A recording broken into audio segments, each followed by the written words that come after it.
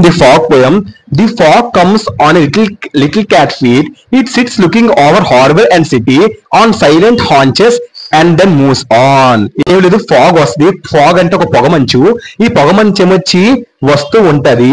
ఎలా వస్తుందంటే on little cat feet, చాలా చిన్నగా క్యాట్ ఎలా వస్తుంది, పిల్లి నిశ్శబ్దంగా ఆ విధంగా వస్తది. ఆ విధంగా వస్తుందంట. ఆ ఎవ్వరికి వినిపించదంట, ఎవ్వరికి అసలు అంచనా కూడా. ఎప్పుడైనా క్యాట్ వచ్చినప్పుడు ఎలా తెలిసింది, అది ఏదో సౌండ్స్ చేస్తే తప్ప మనకు తెలియదంట.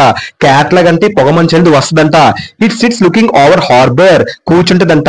కూర్చొని మొత్తం లుకింగ్ ఒక చూపు చూస్తుందంట. ఇటుకాసి హార్బర్ పై నుంచి, అంటే నౌకాశ్రయం, నౌకలు, ఫిషెస్, షిప్స్ ఉండే ప్లేసెస్ వైపు, సిటీ వైపు చూస్తుందంట. అంతా కూడా గమనిస్తూ ఒక లుక్ వేసి హార్బర్ వైపు, సిటీ వైపు చూస్తుందంట. ఆన్ సైలెంట్ హాంచెస్, అలాగా కూర్చొని ఏం చేస్తుందంట, అలా ఎలా కూర్చుంటుందంట, silent haunches, sitting with knees bent. Haunches అంటే నీస్ తో వంగుని కూర్చోవడం, దాన్ని హాంచెస్. సైలెంట్ గా అలా కూర్చుంటుందంట. సో పిల్లల గోడ మీద కూర్చుంటుంది, అలా కూర్చుంటుంది మంచు. తర్వాత and then moves on, final గా వెళ్ళిపోద్దంట. ఎలా వెళ్ళిపోద్ది, ఒక సూర్యుడు రాగానే వెళ్ళిపోద్దంట. అది షార్ట్ పోమ్, అంతే fog poem. Written Carl Sandburg. ఏం లేదమ్మా, ఒక పొగ మంచు వస్తుంది. అది ఎలా వస్తుంది, ఒక చిన్న క్యాట్ లా వస్తుంది. పిల్లి అడుగులు ఎలా వస్తుంది అలా వస్తుంది. తర్వాత అది కూర్చుంటది, ఎక్కడ చిప్స్ ఉన్న ప్లేస్ దగ్గర సిటీ వైపు అది కూర్చొని చూస్తూ ఉంటది. ఎలా కూర్చుంటుందంటే సైలెన్స్ గా కూర్చుంటది. సో నీస్ బెంట్, మోకాలేసి వంగుని కూర్చుంటది.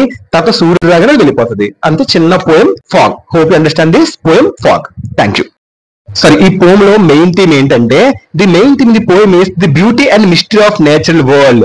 వరల్డ్ లో ఒక బ్యూటీ, ఓ మిస్టరీ అంతా కూడా మనకి చూపిస్తున్నారు.